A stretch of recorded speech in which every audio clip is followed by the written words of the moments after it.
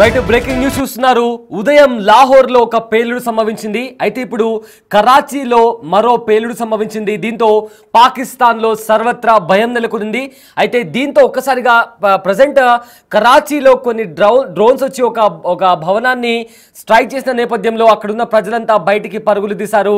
దానికి సంబంధించిన visuals present social మీడియాలో వైరల్గా మారాయి. అయితే 5 చోట్ల పేలులు జరిగినట్లు కూడా వార్తలు బయటకు వస్తున్నాయి. డ్రోన్ అటాక్ జరిగినట్లు కూడా పాకిస్తాన్ మీడియాలో కథనాలు బయటకు వస్తున్నాయి.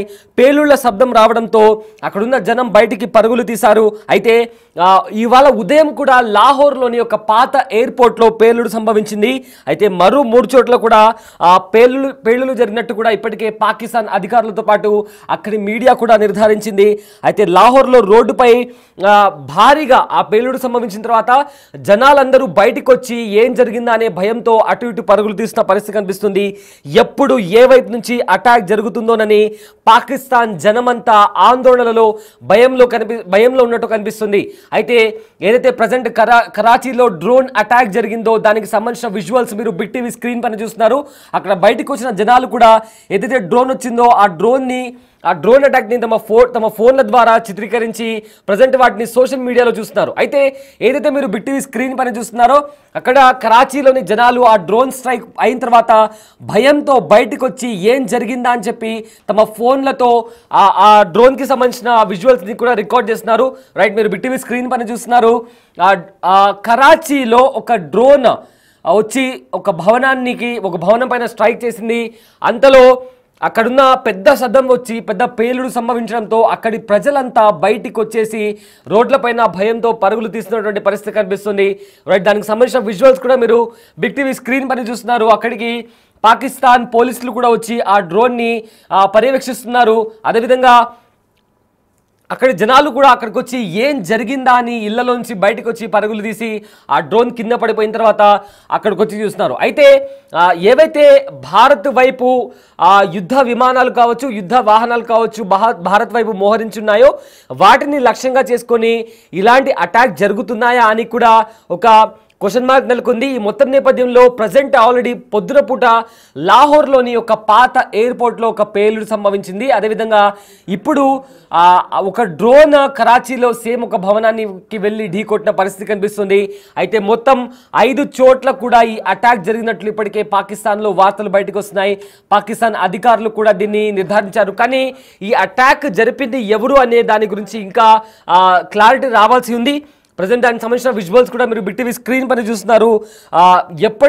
ఎటువైపు నుంచి ఏ అటాక్ జరుగుతుంది అనే నేపథ్యంలో కూడా అక్కడి ప్రజలు భయపడుతున్నటువంటి పరిస్థితి కనిపిస్తుంది. ఎందుకంటే నిన్న బుధవారం ఉదయం 1:30 AM ఆ టైంలో, అంటే 1 o'clock నుంచి 1:30 AM ఆ టైంలో భారత త్రివిధ దళాలు పాకిస్తాన్ అదేవిధంగా పాకిస్తాన్ ఆక్రమిత కాశ్మీర్ పైన మెరుపు దాడులు చేసిన నేపథ్యంలో మొత్తం మీద భారత్ ఇంకా పాకిస్తాన్ మధ్య తీవ్ర హై టెన్షన్ వాతావరణం నెలకొంది.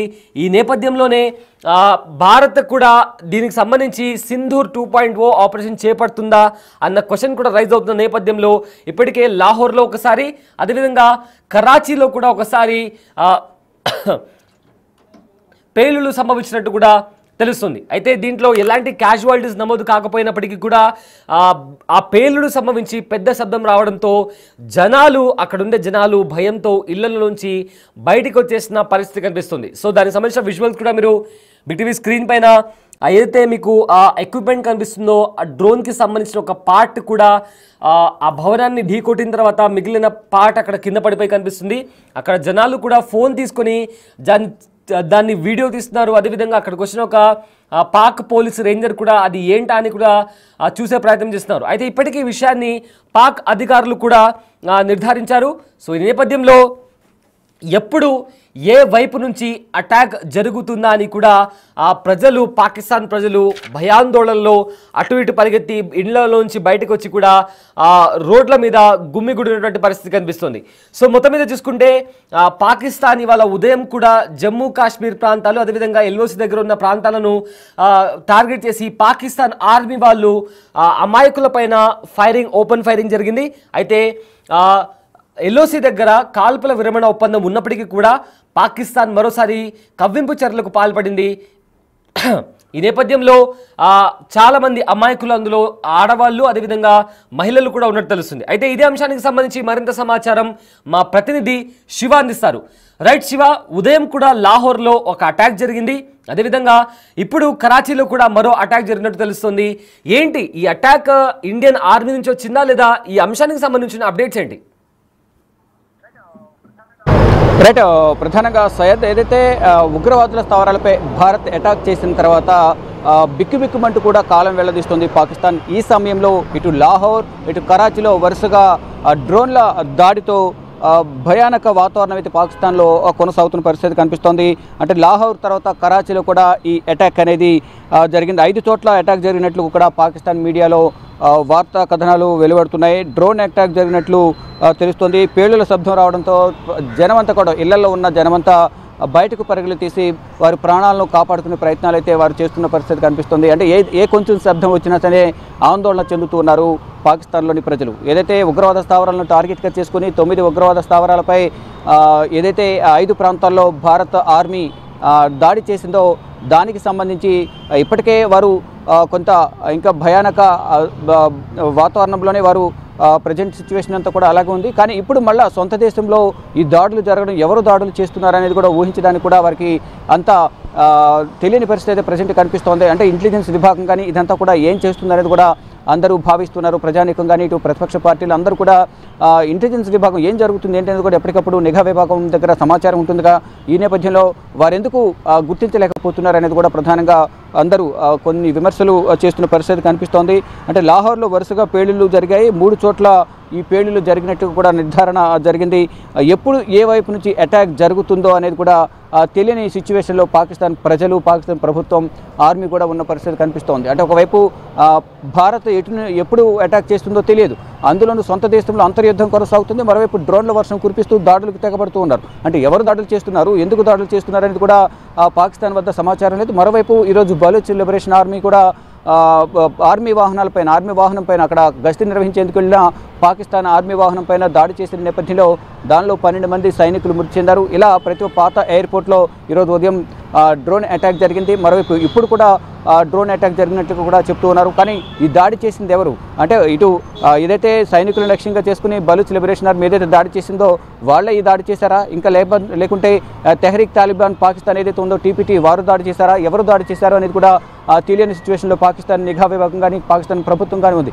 ఈ నేపథ్యంలోనే ఒకవైపు సొంత దేశం అంతర్యుద్ధం కొనసాగుతుంది. సొంత దేశంలోని వారే ఇటు ఆర్మీ పైన అటు ప్రభుత్వం వ్యతిరేకత వ్యక్తం చేస్తూ దాడులు చేస్తున్న పరిస్థితి కనిపిస్తోంది. మరోవైపు భారత్ కూడా స్థావరాలపై దాడి చేసింది. ఆపరేషన్ సింధూర్ 2 అంటూ కూడా కమింగ్ సూన్ అంటూ కూడా కొంత ప్రచారం జరుగుతుంది. దానికి సంబంధించి కూడా ఎక్కడికక్కడ అందరూ కూడా అంచనాలు వేసుకున్న పరిస్థితి కనిపిస్తుంది. అంటే మొదట 9 స్థావరాలపై దాడి చేశారు కాబట్టి ఇప్పుడు ఆపరేషన్ సింధూర్ 2లో మిగిలిన 12 స్థావరాలు ఏవైతే ఉన్నాయి వాటిపై దాడి చేస్తారంటూ కూడా ఎవరికెవరు భావిస్తున్నారు. కానీ ప్రజెంట్ సిచ్యువేషన్ చూసుకుంటే కనుక పాకిస్తాన్ ఒంటరిది అయిపోయింది. కానీ మిత్ర దేశాలు దూరమయ్యాయి, మిత్రదేశం ఆఫ్ఘనిస్తాన్ దూరమైంది. కానీ ఇటు టర్కీ కానీ చైనా, ఇరాన్, ఇరాక్ సహాయం చేస్తున్నప్పటికీ భారత్ను ఎదుర్కొనేంత సైనిక బలం పాకిస్తాన్ దగ్గర లేదు. మరోవైపు ఏదైతే పాకిస్తాన్కు సంబంధించిన ఉగ్రవాద స్థావరాలపై దాడి చేసిన తర్వాత వారు ఎవరైతే ఉగ్రవాదులు చనిపోయిన తర్వాత వారి అంత్యక్రియలో పాల్గొనేందుకు వెళ్ళిన ఆర్మీ ఉన్నత స్థాయి అధికారులు కానీ ఆర్మీ అధికారులు కూడా వారందరూ కూడా దగ్గరుండి అంత్యక్రియలో పాల్గొన్నారు.